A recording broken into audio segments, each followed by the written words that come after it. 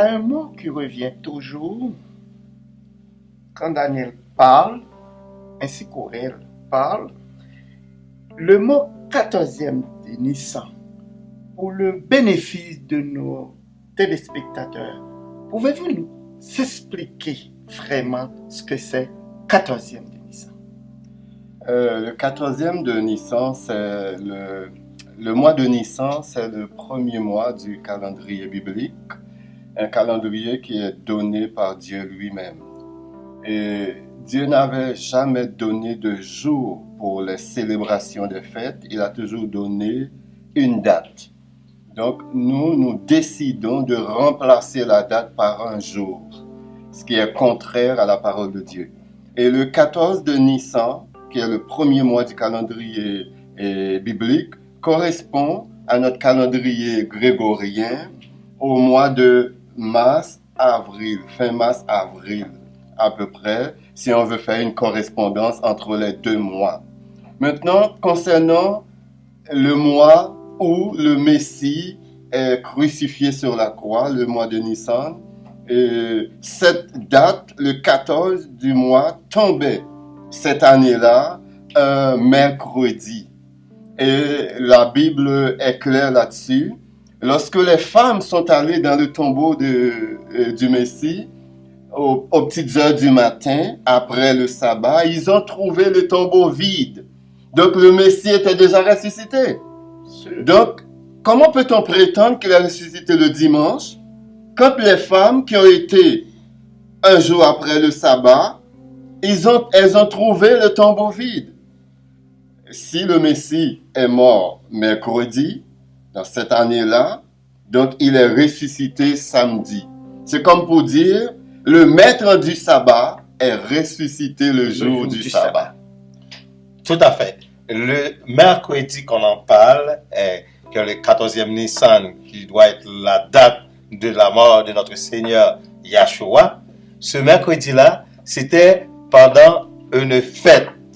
Et c'est pour ça qu'on dit un grand sabbat. Parce que il y a ce qu'on appelle les sabbats hebdomadaires, il y a ce qu'on appelle les sabbats annuels. Et c'était, comme on en a parlé tantôt, les 7 fêtes de l'Éternel. Et ce mercredi-là, c'était dans une des 7 fêtes de l'Éternel qui fait qu'on parle d'un grand sabbat.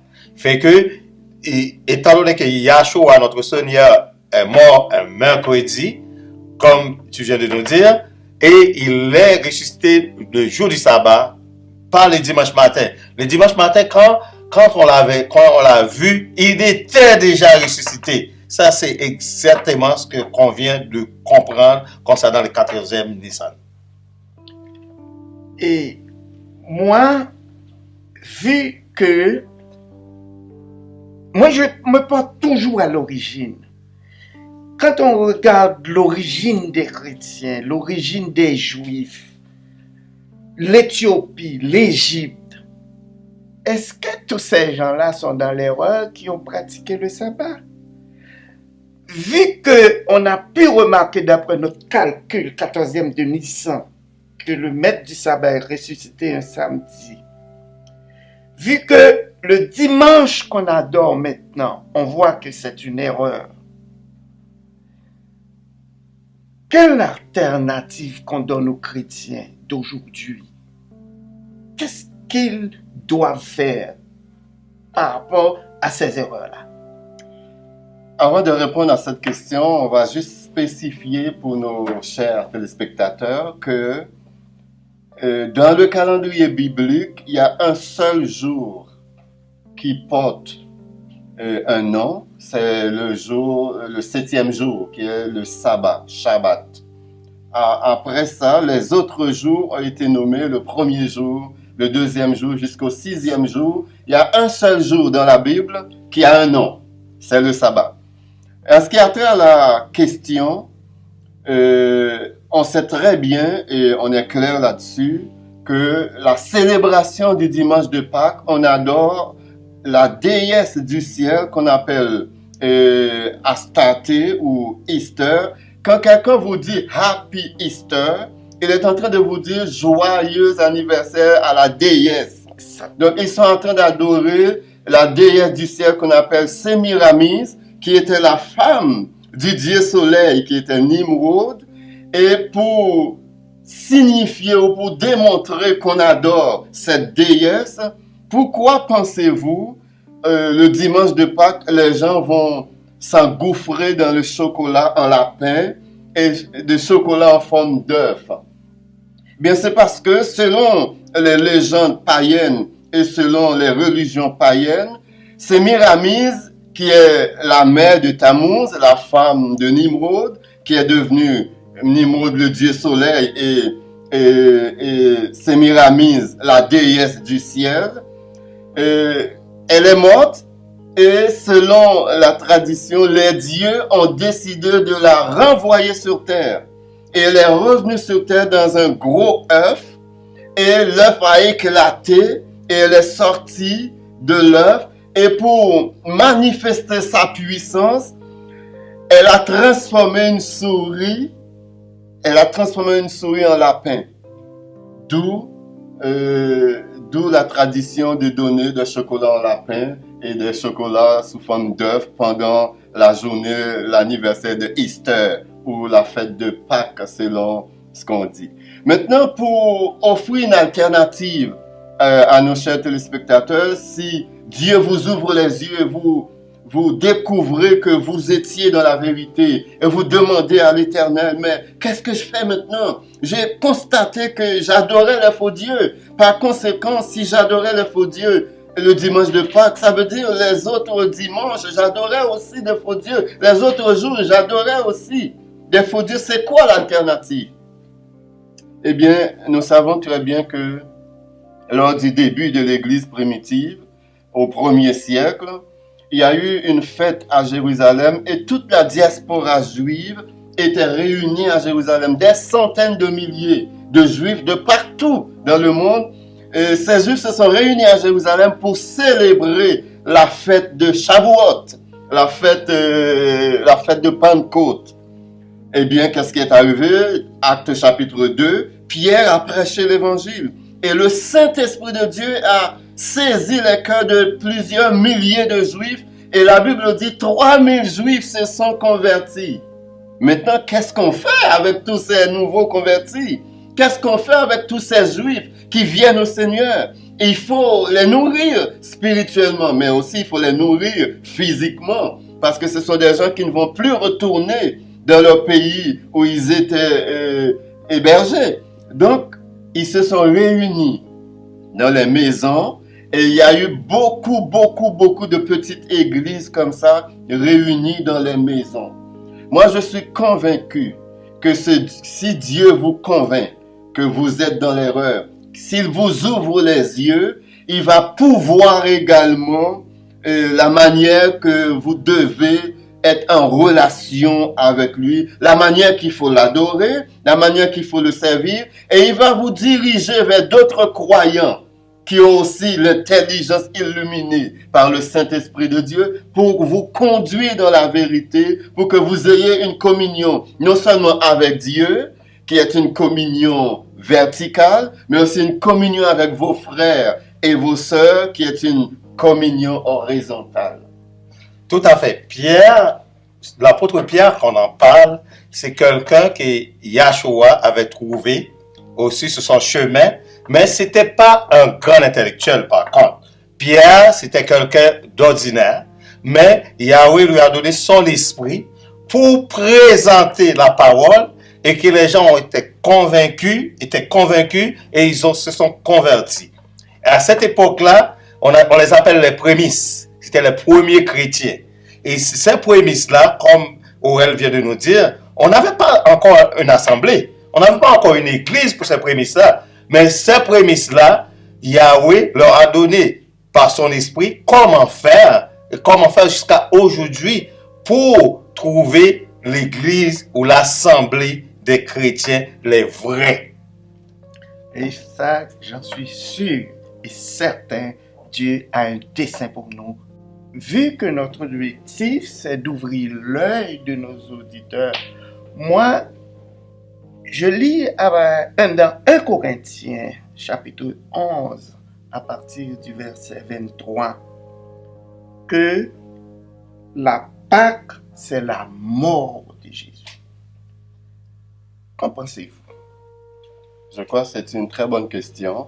Paul nous dit dans 1 Corinthiens, le passage auquel tu t'es référé, il nous dit dans 1 Corinthiens chapitre 11, verset 23 au verset 26, il dit, après avoir pris le pain, le béni, le donna aux disciples, en disant, prenez ceci, c'est mon corps qui va être livré pour vous.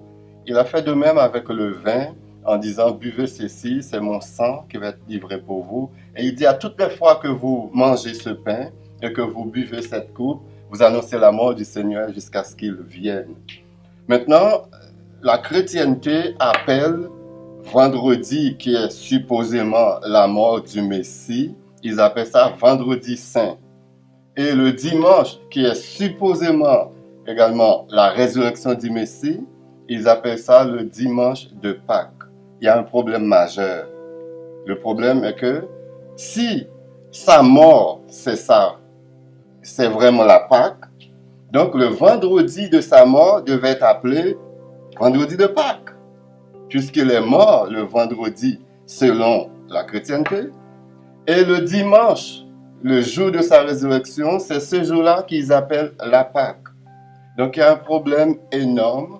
Et je me demande, et des fois je me pose des questions, comment se fait-il des gens instruits, des gens qui ont des doctorats, des PhD en ci, des maîtrises par-ci, par-là, n'arrivent pas à comprendre et à constater qu'il y a une confusion énorme et les gens ne savent plus vers qui se tourner pour avoir une réponse claire.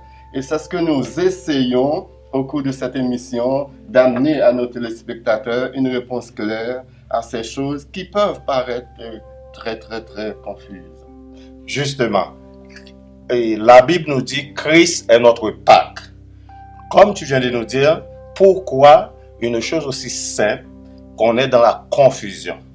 Yahshua avait dit dans la Bible, selon la Bible aussi, je te bénis Père d'avoir révélé ces choses aux enfants, choses qui sont cachées aux intelligents de ce monde. Ça prend une révélation, ça prend l'esprit de notre Sauveur, ça prend l'esprit de Dieu pour qu'on puisse comprendre les choses de Dieu. Il y a un autre détail également. Si le Christ est mort le vendredi, qui était le 14 du mois de Nissan, et tout de suite après, au lendemain du 14, on tombe dans une autre fête, qui est la fête du pain sans levain. Et cette fête durait 7 jours. Et pendant les 7 jours de la fête du pain sans levain, il y a une autre fête qui vient chevaucher la fête du pain sans levain, qui est la fête des premiers fruits. Donc, une fois que le Messie est mort, on tombe dans d'autres fêtes juives, dans d'autres fêtes que l'Éternel a ordonnées. Donc, le dimanche de Pâques qu'on qualifie de résurrection du Messie n'a absolument rien à voir avec la Pâques, puisque la Pâques, c'est la mort du Messie. Il est mort supposément le vendredi, qui est la Pâques. Le lendemain, qui est le 15 du mois de Nissan, c'est la fête de pain sans levain. Et 3 jours après, c'est la fête des premiers fruits. Mais pourquoi insiste-t-on à appeler le dimanche de Pâques? Moi, je comprends dans une certaine mesure. Ils veulent instituer la tradition qui n'a rien à voir avec la vérité biblique. Parce que la tradition, ça rapporte des dîmes, ça rapporte beaucoup de profits, et restant sur le podium pour célébrer la messe, c'est comme un roi, un empereur, ils se sentent tous grands. C'est ça leur préoccupation première. C'est pas de rechercher la vérité, c'est pourquoi on veut ouvrir l'œil de nos éditeurs pour comprendre, d'aller directement vers la Bible. Quand on parle aussi de la fête des prémices, la première moisson, les gens s'étaient réunis, dans un même lieu pour recevoir le Saint-Esprit, comme Yahshua leur avait promis. Et c'était arrivé aussi dans Acte 2, et puis ils l'ont reçu le Saint-Esprit, et ils ont fait selon l'Esprit de Dieu ce que qu'on leur enseigne selon la Bible pour célébrer cette fête-là. Mais c'était pas de choisir une date qui n'a aucun rapport avec la Bible. C'est Oui, très c'est important. vrai. Et puis je pense aussi, tu voulais dire, en parlant de la fête où les disciples étaient réunis en attendant la venue du Saint-Esprit, tu voulais probablement parler de la fête de Pentecôte, lorsque Dieu leur avait donné rendez-vous à Jérusalem. Et boum, tout à coup, le Saint-Esprit est descendu sur eux comme une colonne de feu. Et ils se sont mis à parler d'autres langues, des langues qu'ils n'ont jamais apprises dans leur vie. Et là, ils se sont mis à parler en d'autres langues. Et en ce jour-là, Acte 2 va nous dire que 3000 personnes, des Juifs de la diaspora, se sont convertis et se sont donnés au Seigneur. Si vous me permettez, je vais ajouter un autre détail concernant le Vendredi Saint. L'histoire nous apprend que le Vendredi Saint, c'était un jour qui était mis à part par les prêtres païens, pour l'adoration d'un dieu nommé Dagon. C'est un dieu qui a le symbole de poisson. Son symbole, c'est le poisson. C'est pour cette raison, beaucoup de chrétiens vont manger du poisson le Vendredi Saint. Sans le savoir, ils sont en train d'honorer le dieu Dagon. Et ce dieu, c'était le dieu des Philistins. C'était ce dieu-là que les Philistins adoraient. Et soit dit en passant, les Philistins d'antan, ce sont les Palestiniens d'aujourd'hui, qui sont toujours en lutte contre les Juifs, contre les Israélites. Quand on parle de la moisson des âmes, quand Pierre avait pris la parole, des milliers de personnes étaient converties, des âmes étaient venues à Dieu. Qu'est-ce qui arrive quand on parle de la moisson d'aujourd'hui? Les églises ont fait la moisson pour ramasser de l'argent. C'est pas la moisson des âmes. Parce que dans le but, parce que les gens étaient réunis ensemble. Ils apportent tout qu'est-ce qu'on avait fait dans nos champs. Et ça peut être le fruit, toutes sortes de choses. On a mis sous table, on a mangé ensemble. On fêtait ensemble. On faisait la moisson. Et c'était la moisson des âmes. C'est pas la moisson qu'on fait aujourd'hui pour ramasser de l'argent. Ils choisissent n'importe quelle date de l'année, n'importe quel jour, à leur manière. Comme je l'ai dit une fois, c'est comme des produits qu'ils vendaient, c'est un magasin. Alors, il y a une autre chose encore, qu'on laisse le chrétien vivre dans une certaine tradition. Oui, Vendredi Saint, dimanche, je ne mange pas de viande pendant toute cette période-là. C'est comme si je mange de la viande, c'est la chair de Jésus. Écoute, ils sont là, comme Jésus-Christ l'avait dit, pour paître les troupeaux. Ils laissent les troupeaux se sont égarés, ils ne les ramènent pas à la vérité, parce qu'ils ont peur, parce que ce ne sont pas des fidèles, ce ne sont pas des troupeaux, ce sont des clients. Ils ont la peur de perdre cette clientèle-là. Ils les laissent vraiment s'enfoncer dans la tradition. Moi, je crois sincèrement que puisque Dieu, c'est un Dieu d'amour, puis c'est un Dieu miséricordieux et compatissant, je suis convaincu avant sa venue, sa seconde venue, il va s'arranger d'une manière ou d'une autre pour qu'il y ait un réveil spirituel où la vérité va être vraiment enseignée, va être prêchée à travers le monde. Il le dit dans Matthieu chapitre 24, verset 14.